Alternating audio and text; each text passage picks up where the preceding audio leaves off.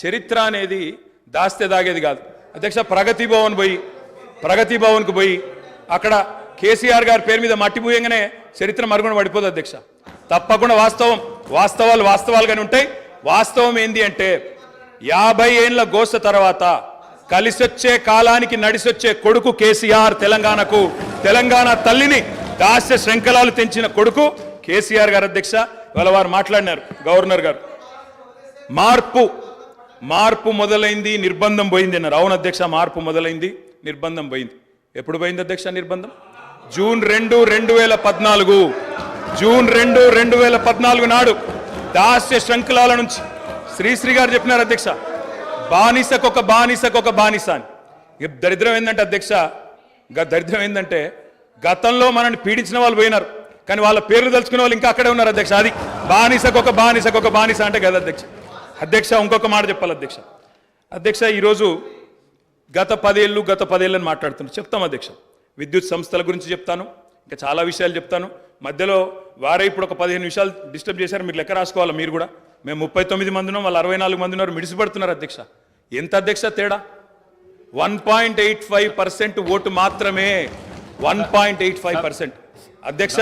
ఈ రకమైన మిడిసిపాటు మంచిది కాదు. గౌరవ కేటీఆర్ గారు, సబ్జెక్ట్ డీవియేషన్ కాకుండా నేనేం అవ్వలేదు సార్, ఆయన చెప్పిన దానికే చెప్తున్నా. మిమ్మల్ని అక్కడ కూర్చోబెట్టారు అంటే చెప్తున్నా అధ్యక్ష. ఎక్కువ తేడా ఏం లేదు సార్, మిడిసిపాటు వద్దని చెప్తున్నా సార్ అధ్యక్ష. నీళ్లు, నిధులు, నియామకాలు, ఇది మా ఉద్యమ నినాదం. దాన్నే అధ్యక్ష వారు సమాధానం ఎట్లా చెప్తారు చెప్పండి సార్, సమాధానం ఎట్లా చెప్తారు? Leader of the house. Speaker sir, కొంతమంది ఎన్ఆర్ఐస్కి ప్రజాస్వామిక స్ఫూర్తి అర్థము అవగాహన కాదు. మనం ప్రయత్నం చేసినా కూడా వారు తెలుసుకునే ప్రయత్నం చేయరు. ప్రజాస్వామ్యంలో 49కి 0 వాల్యూ ఉంటుంది, 51కి 100% వాల్యూ ఉంటుంది. ఎందుకంటే 51% ఓట్లు, 51% నెంబర్ ఉన్న వాళ్ళు ప్రభుత్వాన్ని ఏర్పాటు చేస్తారు.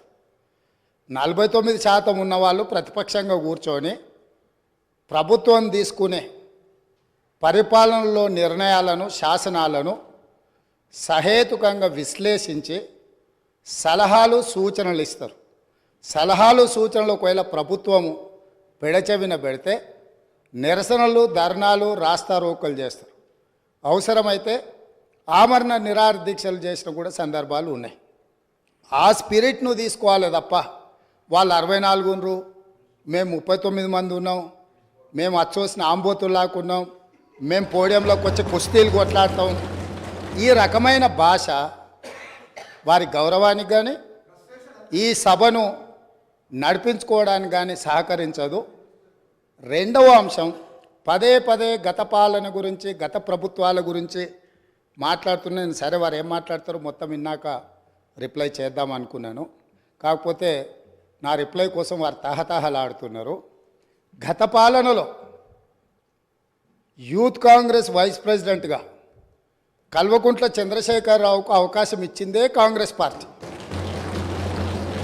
సింగిల్ విండో డైరెక్టర్గా ఎన్నికల్లో పోటీ చేయడానికి ఇస్తే కాంగ్రెస్ పార్టీ తరఫున నిలబడి ఓడిపోయిందే చంద్రశేఖరరావు. గత పాలనలో ఎంపీగా గెలిపించిందే కాంగ్రెస్ పార్టీ. గత పాలనలో షిప్పింగ్ మినిస్టర్ ఇచ్చిందే కాంగ్రెస్ పార్టీ.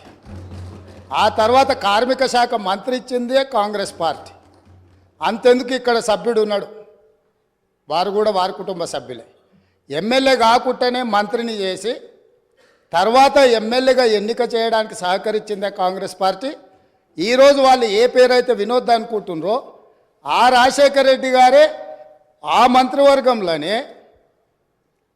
గత ఆర్థిక శాఖ మంత్రి, సిద్దిపేట ఎమ్మెల్యే గారు ఎమ్మెల్యే పదవి లేకుండా మంత్రిగా ప్రమాణ స్వీకారం చేసిండ్రు. రాజశేఖర రెడ్డి గారి నాయకత్వమే దేశానికి బలమైన నాయకత్వం అని అందులో పనిచేసిండ్రు. మూడవది, పోతిరెడ్డిపాడు పొక్క పెద్దది చేసినప్పుడు కీర్తిశేషులు నాయన్ నరసింహారెడ్డి గారు కడప జిల్లా ఇన్ఛార్జ్ మినిస్టర్. ఆ రోజు కొట్లాడింది పోతిరెడ్డిపాడు మీద కీర్తిశేషులు పి జనార్దన్ రెడ్డి గారు. పోతిరెడ్డిపాడు పొక్క పెద్దది చేసినప్పుడు ఇక్కడ ఉన్నోళ్ళు ఎవరు ప్రాణత్యాగాలు చేస్తామని ఎవరు కొట్లాడలే, ఎవరు మాట్లాడలే. సొంత పార్టీ సొంత ప్రభుత్వం ఉన్న తెలంగాణ ప్రజల హక్కులను భంగం కలిగించొద్దు, కృష్ణానది జలాలలో మా వాటా మాకు ఉండాలి, మా వాటాను ఎవరు తీసుకెళ్ళినా మేము ఒప్పుకోము అని కొట్లాడింది ఆనాటి నాయకుడు పి జనార్దన్ రెడ్డి గారు మాట్లాడినారు తప్ప వీళ్ళు కాదు. కాబట్టి ఈరోజు వీళ్ళందరూ ఏ పాలకుల గురించి మాట్లాడుతున్నారు, ఆ పాలకులు ఇప్పుడు మాట్లాడుతున్న పెద్దలు ఎట్లెమ్మెల్యేనరు? వాళ్ళ తండ్రి గారి గురువైన చంద్రబాబు నాయుడు గారి పార్టీతో పొత్తు పెట్టుకుంటే ఆ పార్టీ మద్దతుతో ఆ కడువ కప్పుకొని సిరిసిల్లలో కష్టపడి పనిచేసి నిర్మించుకున్న చీమలు పెట్టిన పుట్టలో పాములు దూరినట్టు కేకే మహేందర్ రెడ్డి అక్కడ పార్టీని నిర్మించుకొని తెలంగాణ ఉద్యమంలో పాల్గొని తెలంగాణ ఉద్యమంలో ముందు భాగం నుండి నిలబడి కొట్లాడితే ఎన్ఆర్ఐ అంటే నాన్ రిలయబుల్ ఇండియన్ కింద మేనేజ్మెంట్ కోటాలో ఇక్కడికి వచ్చి టికెట్ తీసుకొని అక్కడ ఆ కేకే మహేందర్ రెడ్డి గారిని అన్యాయం చేసి ఈరోజు ఇక్కడికి వచ్చిండ్రు. కాబట్టి ఈరోజు గతం గురించి అధ్యక్ష, ఒకవేళ మా మిత్రులకు ఒకవేళ వాళ్ళకు అంతగా గతం గురించి చర్చించాలనే ఆలోచన ఉంటే ఒకరోజు మొత్తం తమరు సమయం ఇవ్వండి. తప్పకుండా జూన్ 2, 2014 కంటే ముందు జరిగిన 55 సంవత్సరాల పరిపాలన మీద సంపూర్ణమైన చర్చ ఇక్కడ పెడదాము. ఈరోజు ఇక్కడ జరుగుతున్న చర్చ జూన్ 2, 2014 నుంచి జరిగిన పరిపాలన, చేసిన విధ్వంసము, నాయకత్వం యొక్క వ్యవహార శైలి మీద మనం ఈరోజు మాట్లాడుకుంటున్నాము. కాబట్టి వారికి గతం గురించి చర్చించాలనే కోరిక ఉంటే మాకు ఎలాంటి అభ్యంతరం లేదు. గతంలో జరిగిన పరిపాలనలో ఇక్కడున్న వాళ్ళకి చాలామందికి పాత్ర లేకపోవచ్చు, కానీ అక్కడున్న వాళ్ళకు చాలామందికి పాత్ర ఉంది. ప్రత్యక్షంగా మంత్రులు చేసిండ్రు. అక్కడున్న నాగేందర్ గారు, ఆ పక్కనున్న శ్రీనివాస్ యాదవ్ గారు, ఆ పక్కనున్న హరీష్ రావు గారు, అక్కడున్న కడియం శ్రీహరి గారు, ఆ పక్కనున్న పోచారం శ్రీనివాసరెడ్డి గారు, ఆ పక్కనున్న గంగుల కమలాకర్ గారు, అన్ని పేర్లు మొత్తం అన్ని లిస్టు చదువుతా. వీళ్ళందరూ కూడా ఈరోజు వారు ఏదైతే పాపాలు జరిగినాయి అంటుండ్రో ఆ పాపాలలో సంపూర్ణమైన భాగస్వామ్యం వాళ్ళదే ఉన్నది. వరంగల్ ప్రాంతంలో జరిగిన ఎన్కౌంటర్లకు ఎవరి కారణమని చర్చ ఉంది అధ్యక్ష? ఈరోజు వారే మాట్లాడుతున్నారు. ఏమని గవర్నర్ ప్రసంగంలో మొత్తం కాంగ్రెస్ పార్టీ మేనిఫెస్టోనే పొందుపరిచిండ్రని చాలా సీనియర్గా పనిచేసిండ్రు మంత్రులుగా. గవర్నర్ గారి ప్రసంగము పార్టీ యొక్క ఎన్నికల మేనిఫెస్టోను మంత్రివర్గంలో చర్చించి మా ప్రభుత్వం యొక్క భవిష్యత్ కార్యాచరణను మంత్రివర్గం ఆమోదం చేసిన తర్వాతనే గవర్నర్ గారు ప్రసంగిస్తారు. పరిపాలనలో అనుభవం ఉన్న వాళ్ళు, గతంలో ఈ రకమైన నిర్ణయాలు చేసిన వాళ్ళు కూడా ప్రజల్ని తప్పుదోవ పట్టించడానికో లేకపోతే వాళ్ళ యజమానులను సంతోషపెట్టడానికో ఎందుకు మాట్లాడుతున్నారో నాకైతే తెలియదు. నేను సభ్యుడికి సూచన చేస్తున్నా. నేను చాలా విషయాలు ప్రస్తావించిన, తప్పకుండా సావధానంగా 5 సంవత్సరాల సమయం ఉంది. సంపూర్ణంగా ఎక్స్రే తీసినట్టుగా ఎక్కడెక్కడ ఏమేమి ఉన్నాయో అన్నిటిని వివరిస్తాం. మా ఆర్థిక మంత్రి గారు, డిప్యూటీ సీఎం గారు జరిగిన విధ్వంసం ఏంది, ఆర్థిక నేరమేంది, అన్ని విషయాలు ఈ సభలోనే తమరి అనుమతి తీసుకొని చర్చకు పెట్టి వాటన్నిటిని విశ్లేషిద్దాం. మేము సిద్ధంగా ఉన్నాం. సంవయనం పాటించి ఈరోజు గవర్నర్ గారి ప్రసంగానికి సంబంధించిన మీకు మనసు ఉంటే, తెలంగాణను అభివృద్ధి చేసుకోవాలన్న ఆలోచన ఉంటే అభినందిస్తూ మీరు ముందుకు రండి. లేదు మేము ఇట్లనే ఉంటామంటే పిల్లి శాపనార్థాలకు ఉట్లు తెగిపడవు. ఈ శాపనార్థాలు పెడుతూనే ఉంటారు జీవితకాలం. కాబట్టి దయచేసి ప్రతిపక్షానికి నేను సూచన చేస్తున్నా, మేం పాలకపక్షంగా మా విజన్ డాక్యుమెంటుని సభలో పెడుతున్నాం. మీరు సలహాలు సూచనలు ఇవ్వండి. సహేతుకమైన సలహాలు సూచనలకు ఎప్పుడు మేము సిద్ధంగా ఉన్నాము. ఎందుకంటే ప్రతిపక్షాలను గౌరవించడం అనే సాంప్రదాయం కాంగ్రెస్ పార్టీకి మొదటి నుంచి ఉంది, ఇప్పుడు కూడా ఉంది. ఆ సాంప్రదాయాన్ని కొనసాగిస్తామని మీ ద్వారా వారికి తెలియజేయదలుచుకున్నాం. అధ్యక్ష, గౌరవ ముఖ్యమంత్రి గారు మరి ముఖ్యమంత్రి అయిన తర్వాతనన్నా కొద్దిగా మర్యాదకరంగా మాట్లాడతారేమో అనుకున్నా అధ్యక్ష. కానీ కొన్ని ఊహించలేము అధ్యక్ష, కొన్ని ఊహించలేము. ఎందుకంటే కొంతమందికి అది సాధ్యం కాదు. ఎందుకంటే వారికి అర్థమైంది అధ్యక్ష. ఎందుకంటే తెలంగాణ తెచ్చిన నాయకుడిని పట్టుకొని కల్వకుంట్ల చంద్రశేఖర్ రావు అని ఏకవచనంతో మాట్లాడతారు. తెలంగాణను వ్యతిరేకించిన వాళ్ళనేమో గారు గారు అని మాట్లాడినప్పుడే అర్థమైంది అధ్యక్ష వారి సంస్కారం ఏందో, వారి పరిజ్ఞానం ఏందో అర్థమైంది అధ్యక్ష. అచ్చోసిన ఆంబోతు, ఇది ఒక ముఖ్యమంత్రి మాట్లాడిన మాట, అచ్చోసిన ఆంబోతు. అధ్యక్ష, ఎవరు అధ్యక్ష అచ్చోసిన ఆంబోతు? చీమలు పెట్టిన పుట్టలో దూరిన పాము. అధ్యక్ష, కాంగ్రెస్ అనే పార్టీలో పాపం మా బట్టన్న, మా శ్రీధర్ అన్న, మా దామోదర్ అన్న, మా ప్రభాకర్ అన్న, అదేవిధంగా మా ఉత్తమన్న, మా కోమటిరెడ్డి వెంకటరెడ్డి అన్న, మా దామోదర్ అన్న, వీళ్ళందరూ కలిసి పెట్టిన పార్టీలో ఇవాళ దూరి ముఖ్యమంత్రి పదవి తీసుకున్న ఆయన చీమలు పెట్టిన గుట్టలో పాముల గురించి మాట్లాడితే చాలా చండాలంగా ఉంటుంది సార్. దయచేసి ఇంకొక మాట అధ్యక్ష. అధ్యక్ష, ఎన్ఆర్ఐలు నాన్ రిలయబుల్ అన్నారు. అధ్యక్ష, ఎన్ఆర్ఐలు నాన్ రిలయబుల్ ఇండియన్స్ అన్నారు. నాన్ రిలయబుల్ ఇండియన్ అంటే అధ్యక్ష నేను అడుగుతున్నా, ఎవరు అధ్యక్ష ఎన్ఆర్ఐలకు టికెట్లు అమ్ముకున్నది?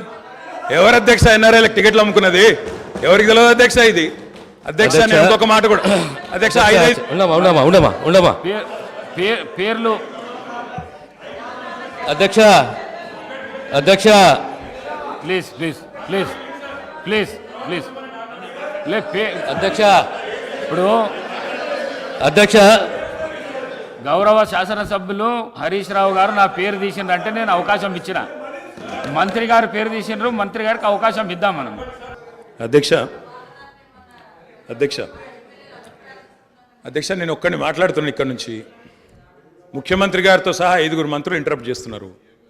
ఇదేం పద్ధతి అధ్యక్ష? ఇది అధ్యక్ష, ఇది మీరు నడపాలా, హౌస్ని మీరు నడపాలా అధ్యక్ష. వారు సార్ సార్ వినండి sir, in a democracy sir we have utmost respect for you. Prasad గారు, స్పీకర్ గారు, మీరంటే చాలా రెస్పెక్ట్ ఉంది అధ్యక్ష.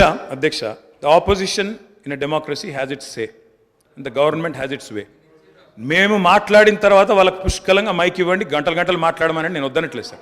కానీ ఈ రకంగా ఒక వ్యక్తి మాట్లాడుతుంటే, ఒక సభ్యుడు మాట్లాడుతుంటే ముఖ్యమంత్రి గారితో సహా 5 మంత్రులు లేచి ప్రభాకర్ గారు, దామోదర్ గారు, శ్రీధర్ బాబు గారు, బట్టి గారు, ముఖ్యమంత్రి గారు అందరూ మాట్లాడితే గౌరవ కేటీఆర్ గారికి నా సూచన సార్, గవర్నర్ ప్రసంగం విషయంలో దాన్ని మాట్లాడుతున్నా సార్. నేను వారు మాట్లాడిన దాన్ని మాట్లాడుతున్నాను. ఈ డీవియేషన్ రాదు మనకు. నేను అదే అండి, వారు మాట్లాడింది రైట్ సార్. ఎన్ఆర్ఐలు నాన్ రిలయబుల్ ఇండియన్స్ అన్నారు. మరి ప్రపంచవ్యాప్తంగా ఉన్న ఎన్ఆర్ఐలు గమనించాలా. కాంగ్రెస్ పార్టీకి ఎన్ఆర్ఐల మీద ఉన్న గౌరవం, ఎన్ఆర్ఐల పట్ల ఉన్న ప్రేమ, గౌరవ ముఖ్యమంత్రి గారికి ఉన్న ప్రేమ గమనించాలని నేను కోరుతా ఉన్నా. ఇంకొక మాట అధ్యక్ష, ఎన్ఆర్ఐలు అన్నారు అధ్యక్ష.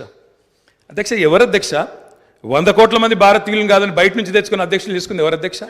బయట దేశం వాళ్ళని తెచ్చుకున్న అధ్యక్షులు చేసుకున్న దుస్థితిలో ఉన్న కాంగ్రెస్ పార్టీ ఎన్ఆర్ఐల గురించి మాట్లాడితే ఎట్లా అధ్యక్ష? అధ్యక్ష, ఏదేమైనప్పటికీ అధ్యక్ష ఒకటి వాస్తవం, గత 10 ఏళ్లలో పాలమూరులో వలసలు బంద్ అయినాయి, వాళ్ళ పోతలు బంద్ అయినాయి. 14 రాష్ట్రాల నుంచి కూలీలు వచ్చి వాళ్ళ తెలంగాణలో నాట్లేస్తున్న విషయం వాస్తవం కాదా? 14 రాష్ట్రాల కూలీలు. అధ్యక్ష, మీరు నల్లగొండలో ఫ్లోరైడ్ బండ నల్లగొండ గుండె మీద పెట్టిపోతే ఆ ఫ్లోరైడ్ బండను దించింది కేసీఆర్ కాదా? ఆ విషం నీళ్ళ పీడ విరగడ చేసింది కేసీఆర్ కాదా? తెలంగాణను ఫ్లోరోసిస్ రహిత రాష్ట్రంగా పార్లమెంటులో ప్రకటించింది కేంద్ర ప్రభుత్వం కాదా? ఇది అబద్ధం అంటారా? సడుగులు విరిగిన సాలెల మగ్గానికి మంచి రోజులు తెచ్చింది కేసీఆర్ ప్రభుత్వం కాదా? ఇవాళ నేతన్నల ఆత్మహత్యలతో సిరిసిల్లను మీరు ఉరిసిల్లగా చేస్తే దాన్ని మళ్ళీ తిరిగి సిరిశాలగా చేసింది కేసీఆర్ ప్రభుత్వం కాదా? కునారిల్లిపోయిన కుల వృత్తులకు కొత్త ఊపిరులుదింది కేసీఆర్ ప్రభుత్వం కాదా? కాలే కడుపుతో అర్ధాకలితో ఎవ్వరు వండుకోవద్దని చెప్పి మానవీయ కోణంలో ఆలోచించి సంక్షేమంలో స్వర్ణయుగం సృష్టించింది, ఆసరగా నిలబడ్డది కేసీఆర్ ప్రభుత్వం కాదా? 200 రూపాయల పెన్షన్ను 2000 చేసింది కేసీఆర్ ప్రభుత్వం కాదా అధ్యక్ష? నిన్న గ్రామీణాభివృద్ధి గురించి మాట్లాడుతూ ఈ ప్రభుత్వం ప్రాపగాండాకు ఎక్కువ పెద్దపీట వేసిందన్నారు అధ్యక్ష. వాళ్ళ హయాంలో 50 ఏళ్లలో అధ్యక్ష ఒక్క గంగదేవి పల్లె చెప్పుకుందరు, ఒక అంకాపూర్ చూపెడుదురు. అది కూడా పాపం మా గ్రామస్తులు చేసుకున్నారు, వీళ్ళు చేసింది ఏం లేదు. కానీ మా హయాంలో మా 10 ఏళ్లలో గర్వంగా చెప్తున్నా సార్, 3% కంటే తక్కువ జనాభా ఉన్న తెలంగాణ జాతీయ పంచాయతీ అవార్డులలో 30% అవార్డులు గెలుచుకునే విధంగా ప్రభుత్వాన్ని నడిపినాం. పల్లె ప్రగతిని చేసి చూపెట్టినాం. కావాలంటే చూసుకోవచ్చు. ఏ పల్లెకు పోయినా ట్రాక్టర్లు, ట్యాంకర్లు, ఏ పల్లెకు పోయినా ట్రాలీలు, ఏ పల్లెకు పోయినా డంపింగ్ యార్డులు, ఏ పల్లెకు పోయినా ఇంటి ముంగట ఇయ్యాల నీళ్లు, బ్రహ్మాండంగా చెట్లు. ఇవి వాస్తవాలు కాదా అధ్యక్ష? ఇవాళ మీరు ఎంజాయ్ చేయండి, పర్వాలేదు. 10 ఏళ్ల తర్వాత ఎంజాయ్ చేయండి.